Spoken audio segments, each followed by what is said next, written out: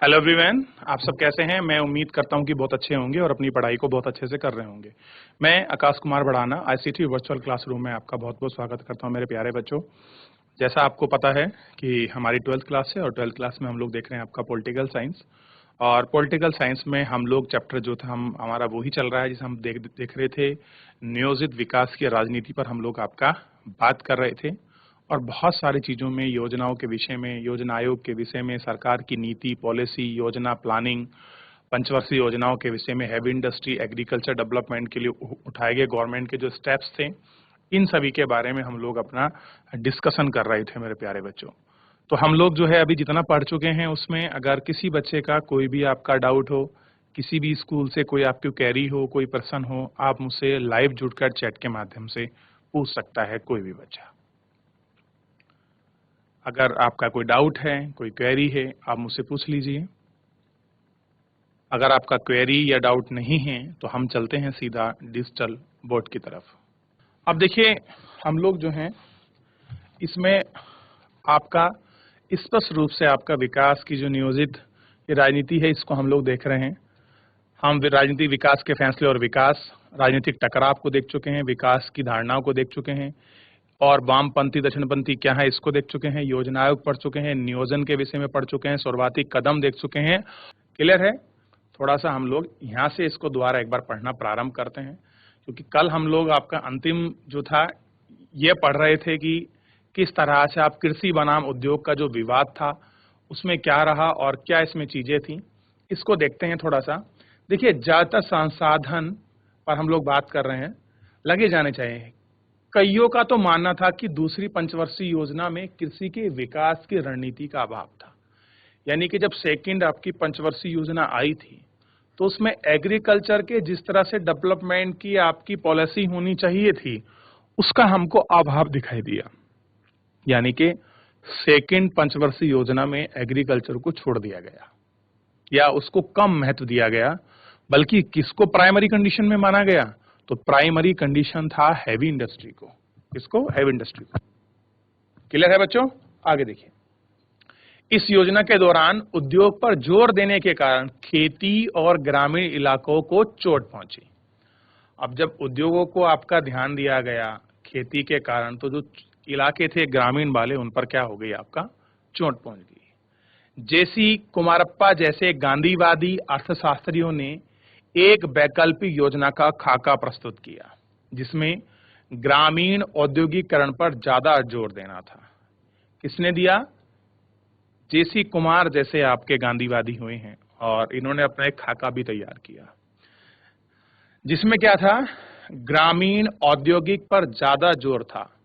चौधरी चरण सिंह ने भारतीय अर्थव्यवस्था के नियोजन में कृषि के केंद्र में रखने की बात पर सुविचारित थे और एक दमदार ढंग से उठाया। बहुत बड़े विचारित के रूप में उठे और कैसे वो दमदार रूप में निकले। चौधरी चरण सिंह कांग्रेस में थे और बाद में उन्हें अलग होकर भारतीय लोकदल नामक पार्टी बनाई। उन्होंने कहा कि नियोजन से शहरी और औद्योगिक तबके समृद्ध हो रहे हैं। अब देखिए, चौधरी चरण सिंह जो थे आपके किसानों के नेता माने जाते हैं और किसानों के, ये मान लीजिए, बहुत बड़े नेता के रूप में इनकी छवि रही है और इनको किसानों का हितकारी मानते हैं। जब सेकंड पंचवर्षीय योजना मिली तो उन्होंने कहा कि इस पंचवर्षीय योजना से शहरी और जो औद्योगिक आपके तबके यानी जो क्षेत्र हैं वो ही क्या होंगे? आपके समृद्ध होंगे और इनकी कीमतें किसानों और जनता को चुकानी पड़ेगी। क्या होगा? किसान और जो जनता है उनको आपका चुकानी पड़ती है। कई अन्य लोगों को सोचना था कि औद्योगिक उत्पादन की वृद्धि से तेजी से किए गए और बगैर गरीबों में मगजर जाल से छुटकारा नहीं मिलता था। इन लोगों का तर्क था कि भारतीय अर्थव्यवस्था के नियोजन में खाद्यान्न के उत्पादन को बढ़ाने की रणनीति आवश्यक ही अपनाई गई थी। कह रहे कि जो भारतीय अर्थव्यवस्था है इसमें जो नियोजन है खाद्य की चीजों लेकर, उसी व्यवस्था में यह अपनाई गई थी। राज्य ने भूमि सुधार और ग्रामीण निर्धन के बीच संसाधनों के बंटवारे के लिए कानून बनाया। कैसा बनाया? कि जो संसाधनों का बंटवारा है उन चीजों के लिए आपका कानून बनाया गया। नियोजन में सामुदायिक विकास के कार्यक्रम तथा सिंचाई परियोजनाओं पर बड़ी रकम खर्च करने की बात बनवाई गई। क्या कहना है कि जो आपका नियोजन मतलब जो प्लानिंग हुई और खास करके सामुदायिक यानी कि सब लोगों को साथ चलने के लिए जो डेवलपमेंट विकास में जो भी कार्यक्रम और सिंचाई थे उनके लिए क्या गई एक खास जो रकम है वो आपकी बनाई गई। नियोजन की नीतियां असफल रही नहीं हुई। दरअसल इनका क्रियान्वयन ठीक नहीं हुआ क्योंकि भूमि संपन्न तबके के पास समाज और राजनीतिक ताकत ज्यादा थी। इसके अतिरिक्त ऐसे लोग ने भी दलील यह दी कि यदि सरकार कृषि पर ज्यादा धनराशि खर्च करती है तब उसे ग्रामीण गरीबी की विकराल समस्या का निदान का समाधान कर पाती। और क्या कर ले कि जो ग्रामीण गरीबी है उसमें सामने जो समस्या पड़ेगी उसका जो विकराल रूप है वो उसको थोड़ा सा देख ले, उनको झेल ले। ठीक है, इसमें थोड़ा सा आप लोग गौर करिए। निजी क्षेत्र बनाम सार्वजनिक क्षेत्र यानी कि प्राइवेट सेक्टर वर्सेस आपका पब्लिक सेक्टर के हम लोग बेसिकली इसके अंतर्गत जो है आपका बात कर रहे हैं। विकास के जाने माने दो मॉडल थे। भारत ने उनमें से किसी को अपनाया। पूंजीवादी मॉडल को विकास का काम पूर्णतः निजी क्षेत्र में भरोसा था। अब देखिए जो आपके पूंजीवादी थे, जो कैपिटलिस्ट थे, वो क्या चाह रहे थे कि जितना भी आपका काम हो वो काम किसके हाथ से हो पूरा।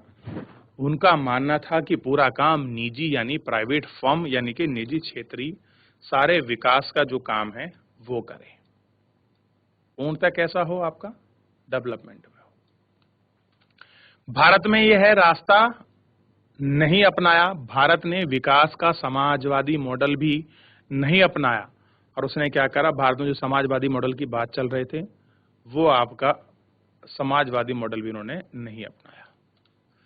इसमें निजी संपत्तियों को खत्म कर दिया जाता था और हर तरह से उत्पादन पर राज्य का नियंत्रण होता था। इन दोनों ही मॉडल में कुछ बातों को लेकर और देश में इन्हें मिले जुले रूप में लागू किया गया। यही कारण भारतीय अर्थव्यवस्था में मिश्रित अर्थव्यवस्था थी। और कह रहे हैं कि यही कारण थी, यह जो अर्थव्यवस्था थी वो आपका मिश्रित अर्थव्यवस्था थी। ये आपको ध्यान रखना है। प्रस्तुत कार्टून में सार्वजनिक और निजी क्षेत्र का विवाद दिखाया गया है। सार्वजनिक क्षेत्र के पक्ष में केंद्रीय मंत्रियों लाल बहादुर शास्त्री, अजीत प्रेम प्रसाद जैन, कैलाश नाथ काटजू, जगजीवन राम, टी.एम. कृष्णाचारी, स्वर्ण सिंह, गुलजारीलाल नंदा, बी.एस. केसरी आदि को दिखाया गया है। देख लीजिए, यहाँ विवाद था आपका प्राइवेट सेक्टर और आपका गवर्नमेंट सेक्टर को लेकर।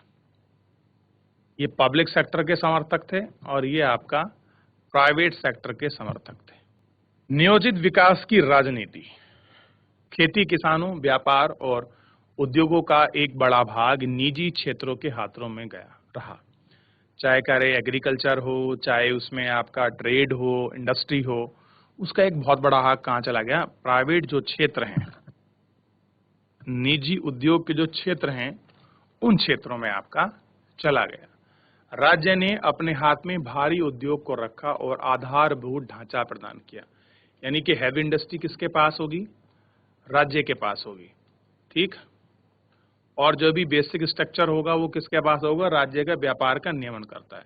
और कृषि के बड़े क्षेत्र भी कुछ हस्तांतरित किए जाएंगे, ये हमको इसमें देखना था।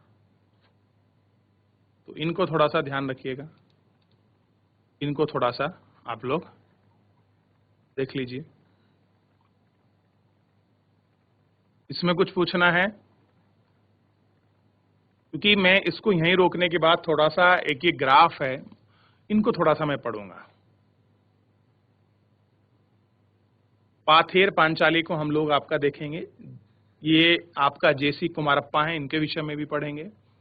तो फिलहाल जितना हमने देखा है इसमें किसी का कुछ पूछना है, कुछ डाउट है एग्रीकल्चर और आपका जो उद्योग क्षेत्र है, जो आपका इंडस्ट्रियल एरिया है, इसके बीच में कुछ कहना है, कोई ऐसा डाउट या कंफ्यूजन आपका बना हुआ है तो आप मुझसे पूछ सकते हैं।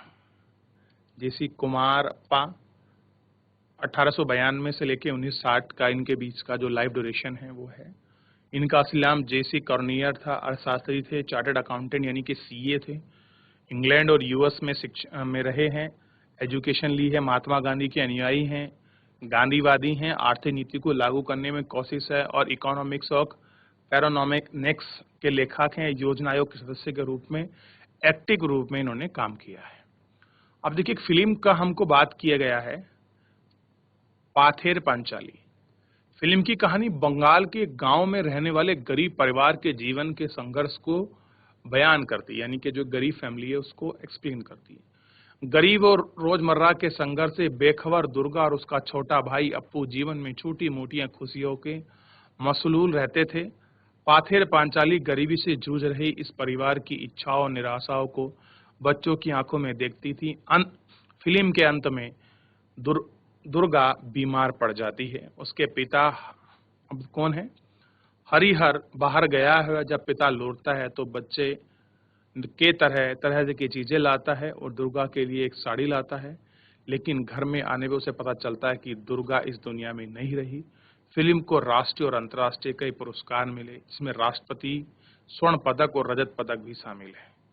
अब देखिए, फिल्म के निर्देशक थे आपका सत्यजीत रे, कथा थी पद्म विभूषण बंदोपाध्याय ने लिखी थी, पटकथा सत्यजीत, ये इसके एक्टर्स थे। कब आई थी? 1955 में ये फिल्म थी। ठीक, तो इसमें एक परिवार की गरीबी की जो स्थिति है उसको इन्होंने एक्सप्लेन किया है कि कोई परिवार किस तरह से गरीबी में अपना जीवन काटता है और जब तक उसके पास खुशी पहुंचती हैं तब तक वो अपनी जो सांसें हैं वो आपकी छूट चुका होता है। अब मैं आपसे एक छोटा सा क्वेश्चन पूछता हूं कि आप सार्वजनिक सेक्टर और निजी सेक्टर के बीच कैसे अंतर करोगे, या आपकी समझ में क्या है निजी सेक्टर और आपका सार्वजनिक जो आपका सेक्टर है, कैसे देखते हैं आप इनको? इस तरह से मिले जुले मॉडल की आलोचना दक्षिणपंथी और वामपंथी दोनों खेमे से हुई। अब कह रहे जो ये आलोचना हो रही थी, किस तरीके से आपकी आलोचना थी? ये आलोचना थी आपके वामपंथी भी कर रहे थे, दक्षिणपंथी क्यों थी? क्योंकि दोनों सेक्टर को काम देते, प्राइवेट सेक्टर को भी और आपका सार्वजनिक सेक्टर को भी। आलोचकों का कहना था कि योजनाकार को निजी क्षेत्र को पर्याप्त जगह नहीं दी गई और ना ही निजी क्षेत्र का बढ़पार के लिए कोई उपाय किया गया, यानी कि प्राइवेट सेक्टर को बढ़ावा देने के लिए ना तो कोई इनके पास प्लानिंग है, ना उनको प्रॉपर जिस तरह से कंडीशन मिलनी चाहिए थी वो भी इन्होंने फुलफिल नहीं की।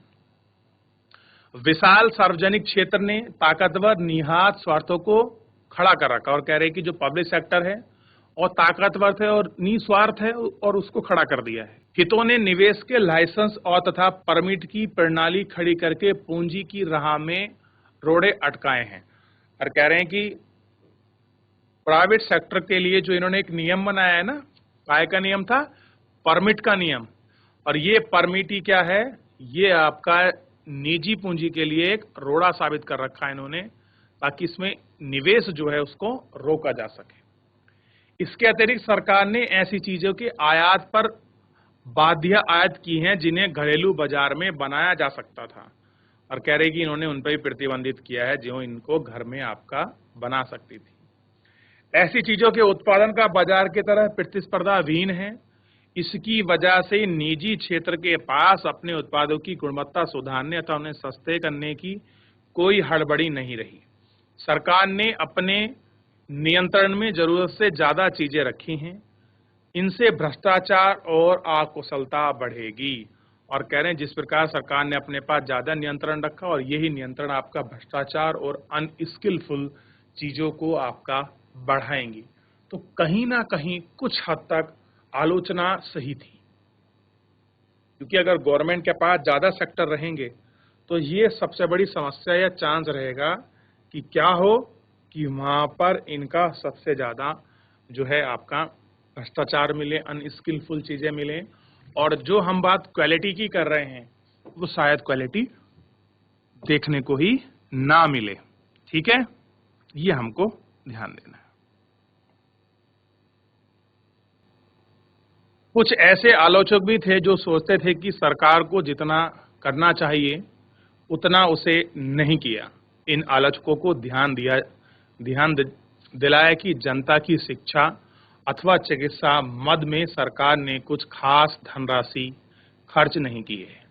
सरकार ने केवल उन्हीं क्षेत्रों में हस्तक्षेप किया है जहां निजी क्षेत्रों के लिए तैयार नहीं था। दरअसल सरकार ने इस तरह से निजी क्षेत्र की मुनाफा करने की मदद है, इसके अतिरिक्त मदद गरीब की होनी चाहिए थी, लेकिन राज्य के हस्तक्षेप का फलस्वरूप एक नया मध्यम वर्ग उठ खड़ा हुआ जो बगैर खास जिम्मेदारी के मोटी तनख्वाह सहित अन्य सुविधाओं का भोग कर रहा था।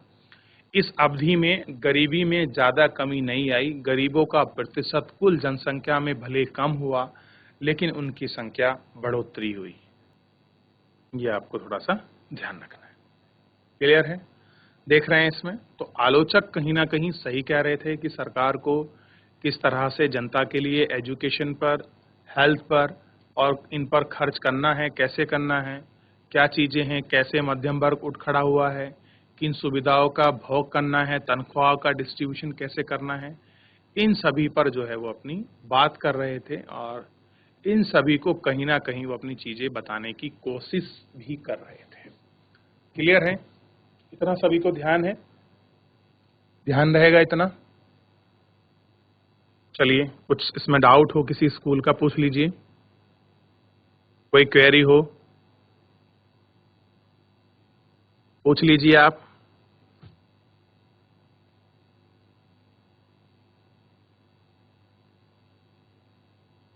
चलिए, तो कोई क्वेरी, कोई प्रश्न नहीं है किसी का? आगे बढ़ चले। आजाद भारत के सामने 3 मुख्य चुनौती थी। इनकी चर्चा यह 3 अध्यायों में की गई है। इसमें तीसरी चुनौती सबसे कठिन साबित हुई। नियोजित विकास की शुरुआत, कोशिशों को देश के आर्थिक विकास और सभी नागरिकों की भलाई के लक्षित में आंशिक सफलता मिली। ध्यान देना है, क्या थी 3 चुनौती? इन पर हम लोग आपका चर्चा करेंगे, अध्यायों में अलग अलग है। और सबसे कठिन चुनौती थी नियोजित विकास की शुरुआत की कोशिश को देश के आर्थिक विकास और सभी नागरिकों तक जितनी सफलता मिलनी चाहिए थी उतनी नहीं मिली, बल्कि कैसी मिली? आंशिक, मतलब कुछ ही आपकी जो है हमको सफलता जो है इसमें मिली, या हमको कह सकते हैं वो सफलता हमको दिखाई दी। क्लियर है? ये आपको विशेष रूप से ध्यान रखना था। इस दिशा में बड़े कदम ना उठाने पाने में असक्षम एक राजनीतिक समस्या के रूप में सामने आई, और कह रहे हैं कि मजबूत रूप से अपने स्टेप नहीं उठाए, तो ये कहीं ना कहीं एक पॉलिटिकल जो एक कॉन्फिडेंस था मान लीजिए, या जिस तरह से उनकी क्षमता थी, कैपेसिटी थी, वो नहीं आई और एक पॉलिटिकल समस्या के रूप में हमारे सामने खड़ी हो गई। असमान विकास को जिनको फायदा पहुंचाना था वे जल्द ही राजनीतिक रूप से ताकतवर हो उठे। अब देखिए, जिनको फैसला पहुंचाना था वो कहां हो गए? आपका पॉलिटिकल पावरफुल हो गए, ताकतवर हमारे सामने हो गए, और इन कारणों से ही भलाई को ध्यान में रखकर विकास की दिशा में कदम उठाना और मुश्किल हो गया। अब क्या हो गया? और ज्यादा आपका टफ हो गया कि कैसे हम आपका डेवलपमेंट करें और कैसे हम विकास करें, क्योंकि समस्या तो कैसी थी आपकी? प्रवर हो रही थी, और प्रवर होने का कारण भी जो था आप सब लोग जान चुके थे। क्या कारण था वो आपका उसका प्रवर होने का? ठीक, तो इस चीजों को थोड़ा सा आपको गौर करके चलना था और इन सबको गौर करके देखना था कि कैसे विकास के जो आयाम हैं ये चीजें आपके ताकतवर हो रही हैं और क्या इनकी चीजें हैं। चलिए देख लीजिए फिलहाल आप इसको। तो बताइए क्या था मुख्य परिणाम? चुनौती को कैसे लक्षित थे, कैसे जनता तक हम उनको विकास सुनिश्चित करते हैं, और कैसे आपका लोगों तक पहुंचते हैं। अब थोड़ी बात करते हैं हम इनके बुनियादी जो आपके स्टेप्स हैं, उन बुनियादी चीजों की हम खास तौर पर आपका गौर करते हैं और चर्चा करते हैं कि बुनियादी चीजें क्या हैं। नियोजित विकास के शुरुआती दौर का मूल्यांकन करते समय हमें इस बात को ध्यान में रखना चाहिए कि इस दौर में भारत के आगामी आर्थिक विकास बुनियाद पड़ती है। भारत के इतिहास की कुछ सबसे बड़ी विकास परियोजना इस अवधि में शुरू हुई। क्या हुई? जब ये आपका शुरुआत था, नियोजिंग था, प्लानिंग का जब डेवलपमेंट हो रहा था, उस समय आप भारत की आगामी आर्थिक विकास देखोगे तो यही वो आपका बुनियादी दौर था, जब आपका ये सारी चीजें आपकी शुरू हो रही थी और जब इन पर आपका ध्यान दिया जा रहा था। भारत के इतिहास में सब कुछ बड़ी विकास परियोजना इस अवधि से शुरू हुई है। कह रहे यही ऐसा टाइम पीरियड था जितनी भी आपके बड़ी जो परियोजनाएं थी वो आपका शुरू हो रही थी। इसे सिंचाई और बिजली उत्पादन के लिए शुरू किए गए भाखड़ा नांगल बांध और हीराकुंड जैसी विशाल बांध परियोजना शामिल थी। हीराकुंड बांध और भाखड़ा नांगल बांध भारत के किस राज्य में है, ये आपके लिए होमवर्क है और दोनों को देखना है कि दोनों किस नदी पर हैं, ये भी आपको बताना है। पहला क्वेश्चन देखिए, जो हम लोग बड़ी परियोजना किस लिए बना रहे थे। अब देखिए हमने दो बांध बनाए, एक बनाया भाखड़ा नांगल बांध और दूसरा बनाया हीराकुंड। कारण क्या था? कि हम सिंचाई की सुविधा पर्याप्त करा सकें, ये एग्रीकल्चर का हो गया। इंडस्ट्री के लिए हम बिजली उपलब्ध करा सकें, इसके लिए हम क्या करें, बड़े बांध बनाए और हमने बनाए भाखड़ा नांगल बांध, हीराकुंड बांध। दो क्वेश्चन है, कौन कौन सी नदी पर है, दूसरा क्वेश्चन है किस राज्य में है। ये आपको कल मेरे को बताना है। कल आप बताओगे, चैट के माध्यम से अपना आंसर भेजोगे, लाइव जुड़कर अपना आंसर भेजोगे, फिर मैं आपको कल इनका आंसर बताऊंगा और आपको बताऊंगा कि भाखड़ा नांगल बांध भारत के किस राज्य में है, किस नदी पर है, हीराकुंड बांध किस नदी पर है और किस राज्य में है। ठीक, ये आपको बेसिकली जो है इसमें ध्यान रखना है मेरे प्यारे बच्चों। याद रहेगा इतना? चलिए देख लीजिए, पढ़ लीजिए सभी बच्चे।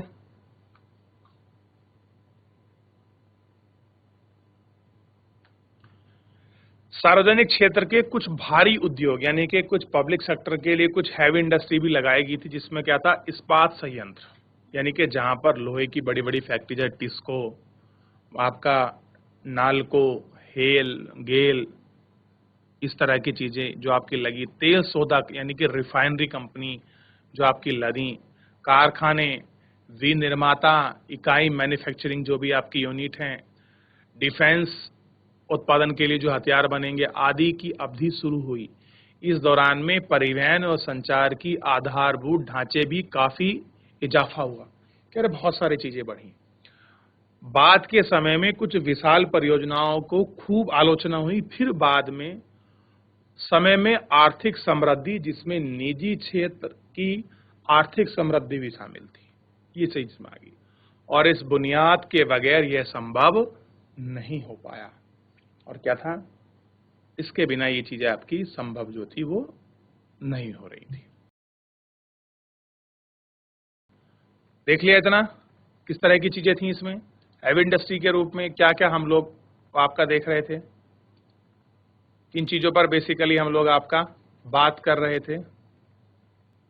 चलिए, इसके बीच में हमको पैराग्राफ मिला, सरकारी प्रचार गांव तक पहुंचाना। अब ये भी अपना आप में एक समस्या रही है कि सरकार ने तो योजना शुरू कर दी लोगों को गरीब के लिए, गरीबी दूर करने के लिए, उनके कल्याण के लिए, उनके संवर्धन के लिए, लेकिन सबसे बड़ी समस्या ये थी कि जो सरकार ने योजना शुरू करी है, लोगों को तक उन योजनाओं को कैसे पहुंचाया जाए, लोग जान पाए कि सरकार ने हमारे लिए कुछ इस प्रकार के कार्यक्रम या विशेष योजना चलाई हैं, वो हमें कैसे पता लगे, ये जानना भी एक अपने आप में समस्या थी।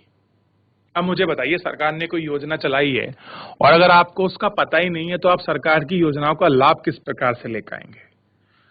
तो सरकारों के सामने, या कह सकते हैं कि जितनी भी सरकार है उनके सामने समस्या थी कि हमारे द्वारा चलाई गई योजना को हम जनता तक कैसे पहुंचा सकें, ये हमको थोड़ा सा इसमें देखना था। एक तरह से शिवपालगंज में दीवारों पर चिपके और लिखे हुए विज्ञापन वहां की समस्या और उसके समाधान का सच्चा परिचय देते। कह रहे हैं कि शिवपालगंज है कोई गांव, दीवार में कुछ आपके पोस्टर चिपके हैं और विज्ञापन जो बताते हैं कि किस तरह से आपकी समस्याओं का समाधान होगा, और ये बिल्कुल सच परिचय देते हैं, बिल्कुल बेसिकली।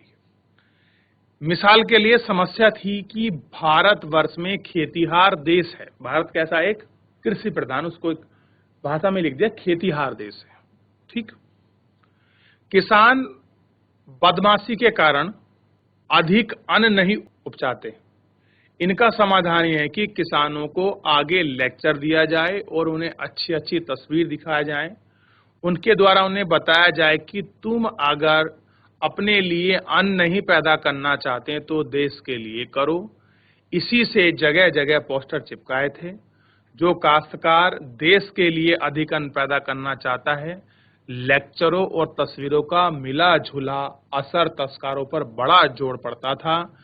भोले से भोला तस्कार भी मान लेता कि हो ना हो उसके पीछे भी कोई चाल है। अब कुछ भी करो, उन्हें क्या लगता था कि सरकार इसमें कोई ना कोई चाल चला रही है। आप देखिए, यानी कि गवर्नमेंट की पॉलिसी किस तरह से लागू हो रही थी, क्या उनकी चीजें थी, किस तरह से था ये सारा मामला। ये कहीं ना कहीं एक अपने आप में हर बार समस्या पैदा करता था और एक समस्या को खड़ा भी कर देता था कि आखिर में ये चीज क्या है। समझ रहे हो? तो ये आपको थोड़ा सा ध्यान देना था और इन पर थोड़ा सा पढ़ना भी था। याद रहेगा इतना? उनके द्वारा उन्हें बताया गया कि वो अन्न पैदा नहीं। अब देखिए, किसानों का क्या था, जितना अपना खाद्यान्न है उसके हिसाब से ही वो अनाज पैदा करते थे, बाकी वो शेष नहीं करते थे। अब ऐसे में जो आपका शहरी क्षेत्र था उसके लिए अनाज के लिए उनको बाहर से क्या करना पड़ता था, इंपोर्ट करना पड़ता था, जो उनको महंगा पड़ता था। देश के अंदर अगर अनाज का उत्पादन होगा तो लोग आर्थिक समृद्ध भी होंगे, और जो हम बाहर से खरीद रहे हैं वो अपने किसानों से खरीदेंगे तो हमारे किसानों की जो समृद्धि है वो बढ़ेगी और हम अपने देश में आत्मनिर्भर हो जाएंगे। किसके लिए? खाद्यान्न के लिए। तो सरकार की मंशा क्या थी? कुल मिला के हर तरीके से डेवलपमेंट हो। लेकिन लोग क्या सोचते थे कि इसमें गवर्नमेंट का कोई ना कोई चाल है। इस तरह की बातें देखने को सामने आती थी। सिपालगंज में उन दिनों एक ऐसे विज्ञापन खास तौर से मशहूर हो रहा था जो दुरुस्त काश्तकारों के अंगोछे बंधे हुए कानों और बालियों के टकराव में बदन के मर्ज पहने गेहूं की ऊंची ऊंची फसलों की हाशियों से काटा जा रहा था। एक औरत के पीछे खड़ी हुई अपने आपस में बहुत खुशी कृषि विभाग के वे अफसरों वाली हंसी हंस रही थी। नीचे और ऊपर अंग्रेजी हिंदी अक्षरों में लिखा था, अधिक अनाज उपजाओ। कैसे करो?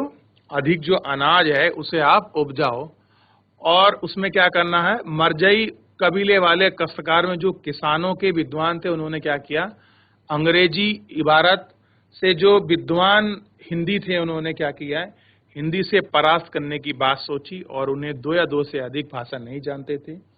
वे कम से कम आमदनी और औरतों को तो पहचानते थे। उनकी आशा थी कि आदमी के पीछे हंसी हुई औरत की तस्वीर दिखाए और उसके और पीठ फेरकर दीवानों की तरह अधिक अन्न उपजाना शुरू कर दे। यानी कि गवर्नमेंट की मंशा पॉलिसी क्या थी, ताकि हम क्या करें, हट फिर के जो हमारा अनाज प्रोडक्शन है उसको बढ़ावा दे सके। अब देखिए, आज तक ये समस्या रही है कि सरकार कैसे अपनी योजनाओं को लोगों तक पहुंचाए, उनको क्रियान्वित करके उनको दे, ये एक समस्या है।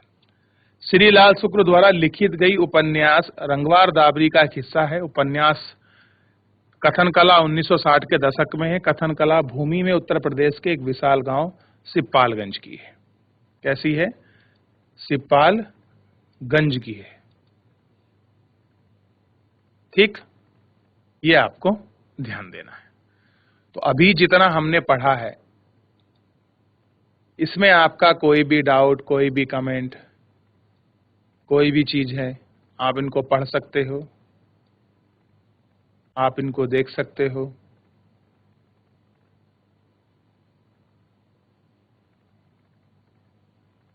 चलिए पूछ लीजिए।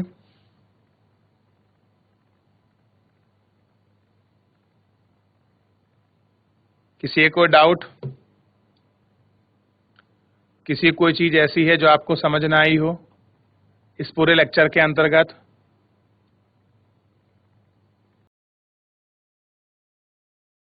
देख लिया आप लोगों ने?